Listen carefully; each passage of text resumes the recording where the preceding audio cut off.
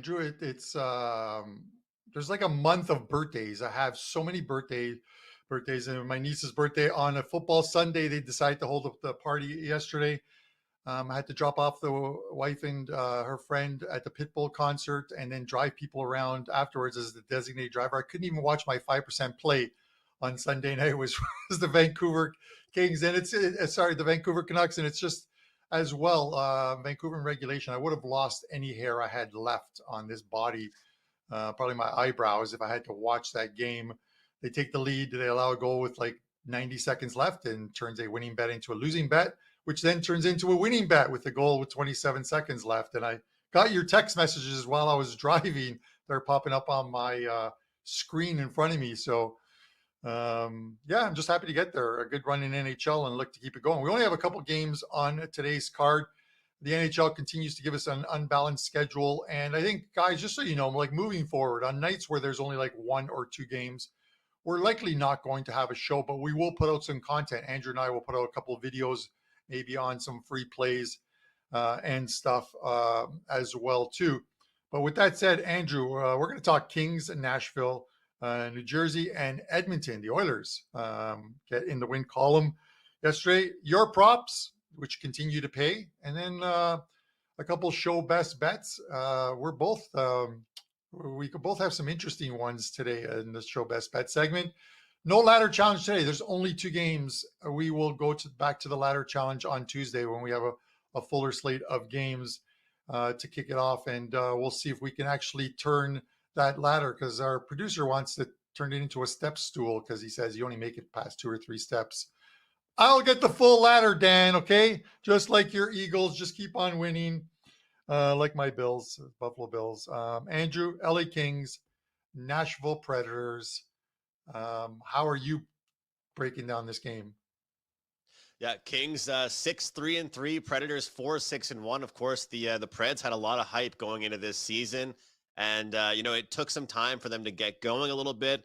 They put 3 wins together in a row the end of October there, Carm, but those 3 wins were against a struggling Boston Bruins team, the Chicago Blackhawks, and a not so great Columbus Blue Jackets team. So the question we got to ask ourselves here is, how good is this team? Are they back yet? Are they a good team? Because guess what? The last win they had that was on Saturday was a 5-2 victory over the Avalanche that are missing half their roster. Everybody's gone on that team. They're injured. And I guess some guys that are slowly being activated back. But when it comes down to it, Nashville has done nothing to impress me so far this season. They really haven't. And you know what they do every night, Carm? They rely on their goaltenders. They rely on their defensemen.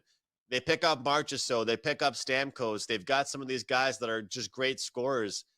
I think they're lacking speed. And that was the one concern I had with the Nashville Predators going into this season, was their speed. They've got all these guys that at one point in their life, they were superstars. And now they're kind of like that aging team.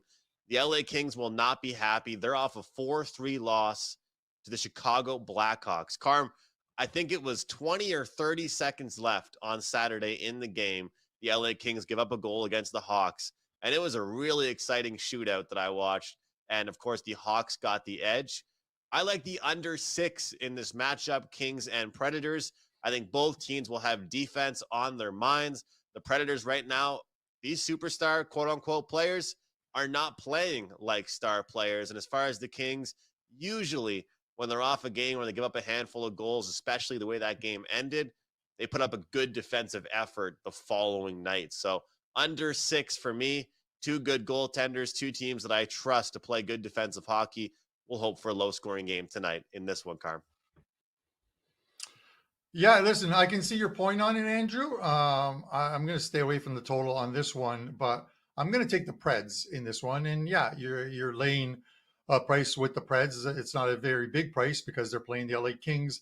This has more to do with, as far as I'm concerned, this has more to do with the way the Kings are playing on the road than they are at home. Last year, they had some weird splits in the first half of the season when you looked at home and away numbers for the LA Kings. And in a certain way, it almost seems like it's being replicated early on in the season. They win their first road game, 3-1 against the Buffalo Sabres. That was the Sabres' first home game off that trip to Prague. They didn't play well. They played a little bit better since, but they get a win there. They then drop 3 straight road games. And then they beat the Montreal Canadiens and Anaheim Ducks, 2 teams that do not put fear in my heart when you're playing them. I get it. You're a Montreal fan. I'm not poking fun at you, but it Yeah, is yeah. it is what it is. These are 2 teams that are likely going to finish in the bottom 4 in the East and Western conferences, and they beat them. You can only beat the teams they put in front of you. But when they went to Toronto, they lose that game 6-2. They play against the Ottawa Senators. They somehow score 7 goals in the Ottawa game and lose the game, allowing 8. They lose to the Bruins 2-1. They've lost to Vegas Golden Knights 6-1, San Jose Sharks 4-2. They've got 3 wins against the Sabres, the Ducks, and the Canadiens. Before I am going to be taking any kind of a price, whether it's laying a little bit of VIG or even taking a little bit of plus money with the LA Kings, I need to see them starting to play better on the road, and they're not doing it right now. I can tell you that much at 3-5 with the 3 losses coming against non-quality opponents. So with that said, give me the Preds. I think the Preds have a lot more stars on their team. You can call them aging, you can call them whatever you want, but at home in a game in which I think they know they should be able to put one in the win column, I expect them to come out and do that. I like it, Carm. I do. And I like talking about road home splits because some teams you can really notice it. You notice it a lot. Last season made some money with it. We'll look at it again this year. And the LA Kings are a team that I think this year they're kind of on that pathway to be a better home team than road team. Certain spots you want to look at them. They started the season off decent, but Nashville, I think, Carm, if you looked at it, these are probably 2 of the oldest teams in the league. So I guess the whole aging argument can't really work in my case in this one because both teams are pretty old in this conversation here. But, Carm, you mentioned it off the top of the show about the fact that sometimes, like last week, the NHL will do us some favors. They'll give us some games on Mondays. They'll give us more games on Wednesdays. Fridays, we'll have more games. This week, not so much. And guys, we're giving out a ton of free plays, prop bets, sides, totals, whatever it may be. But of course, all of our best bets are available at WagerTalk.com. And the special for $149 for a month of NHL, it expires tomorrow night. So you guys can make good use of that right now, because on those Tuesdays, if we have one best bet up for grabs, it does not mean we don't have more plays available. The lines move, the numbers move, the prices are constantly changing in the NHL markets. If I release a play overnight, if I release a play at 4 p.m. Eastern, whatever it might be, you will get these plays sent right to your email. And again, Carm, you guys know we both appreciate all of you guys that tune into this show. But if you want our favorite bets, this is the package we think that you guys should jump all over. 30 days, $149 into the NHL. Carm, I think it's one of the better ones we'll have available for the next little while. And people really get that sample size of 30 days of each of us and what we do into the NHL. So the jam-packed schedule, like tomorrow, they're going to get every play we release ASAP the second we release it, Carm. Yeah, listen, Andrew. And as good a time as any, at least in looking at like my numbers the last 3, 4, 5 days. I think I said once I get into November, much like last year, I expect to start really cooking. October's of the last couple of years, even though I take a cautious approach to it, it takes a while for that data to actually translate into a lot of wins. But 7-3 run, up a little over 16 units, 3-0 NHL day yesterday as well too. Let's just keep firing in November and turn some wins. Maybe next October I just take a extended vacation, go to Italy or something, and let you guys do the hockey show without me. But with that said, Andrew, I'm gonna go. I'm gonna look at this game first and look at this Devils and Oilers game. And the Oilers yesterday, I talk about puck luck all the time. I talked about how in October, in the last couple of weeks of October, I wasn't getting the puck luck I thought I needed. And Brian Leonard talks about it. You seem like you're on the wrong play, but you get a bounce that goes against you, and it just happens. And lo and behold, that so-called puck luck, Vancouver scores, with under 30 seconds left, that play wins. the Edmonton Oilers get a power play goal halfway through the third in a game in which Calgary had really taken over after Edmonton got off to a good lead yesterday. Power play goal, 3-2, empty netter with like 3 or 4 seconds left to hit the puck line for me as well too at plus 160. So those are the breaks you sometimes need to go your way. You can have the game cap perfectly correct, but you still need that bit of puck luck. You look at this one, and Andrew, when I look at this one, instead of looking at a side, I'm looking at the total in this one, and it's because the Devils have played more games than any NHL team I think thus far. They played 14 games. They've had a lot of travel. They had to go to Prague and back, and it takes a while to get going.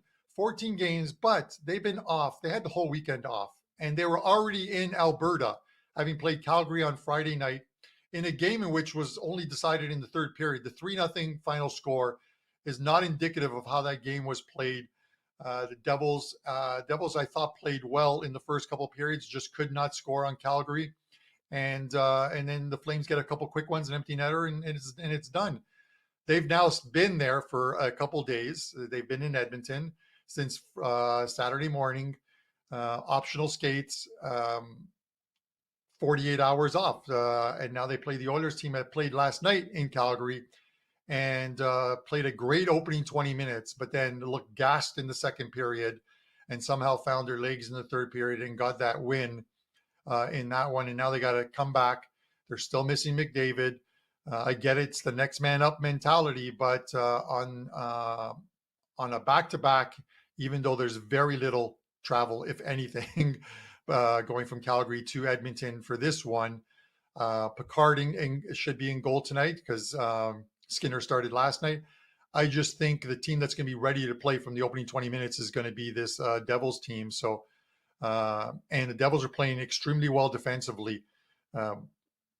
5 goals in the last 3 games I think they've allowed, and one of them was an empty netter. I like the under in this game, under 6.5. I think the Devils take control of this one, and this stays a low-scoring game. Try and keep the Oilers at bay for as long as they can. So give me the under 6.5 here. I think this is a line you're never going to see it, Andrew. 6.5s with the Edmonton Oilers becoming 6s. You're never going to see it, but I feel like this is a game that could have been a 6. Shaded to the over juice wise, but at 6.5, I like the under in this one. So give me something like a 3-2 final in this one that stays under the total. Hey, the Edmonton Oilers did have a 6, and it was against Nashville, and that was my 5% play. And of course, it landed on 6 because Nashville only scored 1 goal. That was frustrating. But I like everything you said there, Carm, as far as the situation is concerned. But and again, people out there watching, Carm and I don't talk before the show about our plays. So, Carm, I really hope there's a way that you and I can both win this one. And as Kelly would say, I'm kind of being a chalk-eating weasel with this one because I'm going to lay a little bit of a number here. Minus 160 is the number for this bet, over 1.5 in the first period. And so hopefully there's a way that you and I can both win this one. And there certainly is a way that we could both win this together, Carm. And I'm going to keep it short and simple. I have been betting over 1.5 in the first period in games where a team is coming off a shutout, and it's been very successful. Clients have not gotten that many first period plays from me this season, but when they have, a lot of them have been total plays, and a lot of them have been betting games where a team is off an absolute stinker the game before. You know, a lot of times when a team is off a really bad defensive game, the next game, they'll probably, put towards some defense and be like, okay, we need to step things up defensively. When the team is off a really bad offensive game, they might sacrifice some defense for offense. And right now, this Edmonton team, they're probably going to slow down. There's like that injured player theory. The superstar player gets injured. People kind of rally around. Leon Draisaitl has 6 points in his last 2 games since McDavid's been out. He certainly has his back. They're stepping up. Zach Hyman got his first goal. And I don't get me wrong, Carm, I don't love the price that I'm laying here with this one. And I don't usually like to say system plays, but this is one thing I've been looking at. And Carm, I'm sure you remember Alex B. Smith used to do the 1.5 first period over. I feel like he got the ball rolling on that. And I was actually talking to him and a few guys, and they're doing the same thing. This over first period when a team is coming off a game where they got shut out. And, you know, on Friday when Calgary and New Jersey played, it was just so typical because it was an absolute dominating game when the Devils played against the Canucks in the Hughes brother reunion, right? And then the fact is, if people don't believe in the term letdown spot, how can you explain the Calgary Flames beating the Devils 3-0? Like, Carm, these guys are professional athletes, but the mental part is still there. Where was the Devils team that put up 6 goals against Vancouver when they played against the Flames? Because that was a whole different team out there, in my opinion. They looked way different.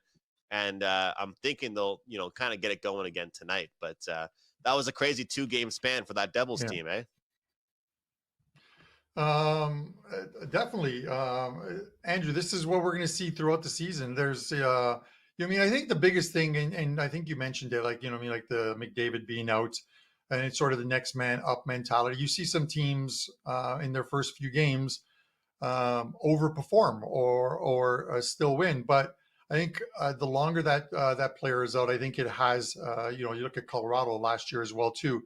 They go through those spurts where they're going to lose a lot more games, I think, than they win. But you can't just put everything aside and say, okay, well, McDavid's out, got to bet against Edmonton every single game, or McKinnon's out, got to bet against Colorado every single game, because it's an overreaction that it normally comes back to bite you in the ass. Let's remember last year, just before the trade deadline, the Pittsburgh Penguins get rid of Jake Gunsel. Put your hand up if you thought the Pittsburgh Penguins were pretty much done at that point. I was one of them. I said, and what did the Penguins do, Andrew? They went on a run at the end of the season. Unfortunately, it took its toll. The last, I think, 3 or 4 games, they lost, I think, 3 of their last 4 and missed the playoffs. But it would have been great. They missed the playoffs by like a point or 2. Would have been great to see the Penguins in the playoffs. But they didn't give up. Plenty of stars still on that team. Malkin, Sidney Crosby, of course, Rust, plenty of guys on that team. But you can't look at one guy goes down and watch 2 or 3 games and then bet against them once they start to show a bit of that regression. Draisaitl played extremely some very good hockey in that game in Nashville. Not so much yesterday. Yesterday was other guys. Zach Hyman, Andrew. Zach Hyman, speaking of the Edmonton Oilers, only his 2nd goal of the season last night. This is a guy that didn't he score 50-plus goals last year? I believe in the NHL, 50-plus goals. And, of course, he had McDavid just putting it on a dish in front of the net for him. But only 2 goals this season, and that's a bit of the drop-off of the Edmonton Oilers as well, and why they're not playing as well as they are. Once McDavid's back and Hyman starts to figure out where the net is, this Oilers team will start to string a bunch of wins together. But until then, Andrew, I'm perfectly happy taking the under. Let these guys malfunction for a little while so I can cash some tickets. I like it. That's fine with me. And I think we got 2 games that are going to be good games tonight, but defensive games. And that's the thing is that, I went to a game in my hometown on Friday night, Carm. It was a junior hockey game, and it was kind of a mismatch type of game. And it was 2-1 final score shootout. And I'll tell you what, it was one of the best junior games I've been to in a long time. And a lot of fans these days of hockey, they want to watch 5-4 games. They want to watch 6-3 games. I'm not up for that stuff. You need to be looking at, some of these good defensive games as good quality hockey. And tonight could be a good example of that. All right, guys, some sides and some totals given out on the show. But let's jump into the prop playbook. And man, guys, these have been going really well. 7-0 run with this segment. I appreciate all the love last week, but that's in the past. This is the present. Let's cash 2 tickets tonight, 2 prop bets. Before I jump into them, though, guys, last day for me, last day of this promo code AM39 to get 3 days, all sports, all action for $39. Promo code AM39. You get NHL, you're going to get NFL, you're going to get any other sport that I release. Low volume in all those other sports, but NHL is my main sport, as you guys know, AM39. All right, defenseman prop here. Roman Josi from the Nashville Predators He might be a defenseman, but he certainly shoots the puck. And I love this number. You can get plus 120. You can get plus 125. Shop around Predators versus the LA Kings. Over 3.5 shots on goal. He cashed this against the Avalanche. He cashed this against the Oilers. He hit this number against the Lightning. Hit this prop against the Columbus Blue Jackets. This is a guy that you want your money on right now. And to me, when I take a look at Roman Josi, he's someone that I think is going to have to step things up offensively for them because their offense hasn't really been there. And so as far as a defenseman's concerned, he's putting pucks on net over 3.5 shots on goal. Let's jump into an under and another great price here. We're going to go with an Edmonton Oiler, Evan Bouchard, under on his shots on goal number here. And you got to love the price on this one to be able to get some plus money for a guy that is a big part of the power play for this Oilers team. But he's not shooting the puck as much, and the reason being they're struggling more defensively. He has to act more in his own zone. He has to be more defensive. When your defensemen are spending all their time in their own end, going up against the number one players on the other team, well, he can't be an offensive guy. And as of late, Bouchard has not been an offensive player. So we'll go under shots on goal, 2.5 for Evan Bouchard, and over on Roman Josi. Carm, tonight, it's a defenseman prop night for me. 2 defensemen, 1 under and 1 over. I like it, Andrew. So hopefully these things click. We got to keep these going each and every day when we have a show, so you can make some money for the guys in our live chat. We appreciate it, guys. Hit that like button if you haven't already done so. Hit the subscribe button as well too. 182 or 83,000 subscribers and growing each and every day. And we'd love to have you guys be part of that.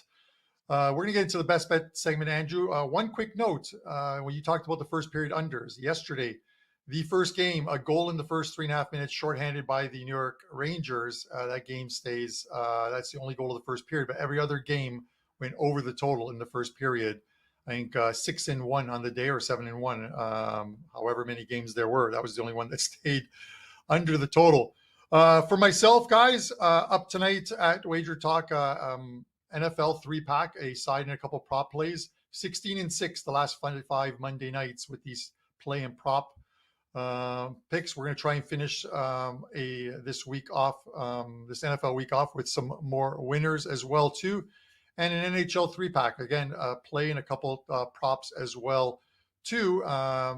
You can get a one-day all access and grab all 6 of those plays over at WagerTalk. And the as far as the show best bet goes, I'm going to take that Devils under. I think the Devils, with a couple days off, rested legs, playing an Edmonton team that played last night, and hopefully grind them into the ice a little bit defensively, get a win, get a low-scoring win, and keep this game under the total. So that is my play on today's show, the under New Jersey and Edmonton 6.5 tonight. Andrew, what do you got up at WagerTalk, and take us home?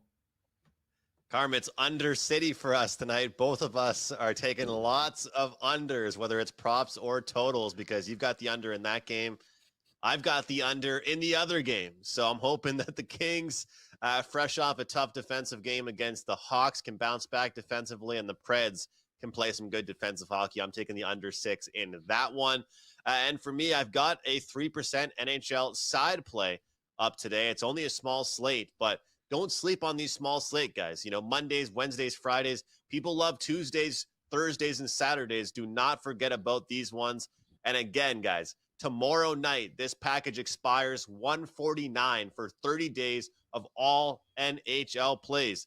I've got a 4 or 5% wins since the preseason, 5% push. One of those plays alone is $35. For $149, you can get every play we release at a really, really good price there, $149. So that's it for me. 2 unders, 2 best bets. Let's cash these tickets, Carm. Let's have a great night, and thanks to everybody for watching. As always, we'll see you guys tomorrow with a lot more games right here on Puck Time.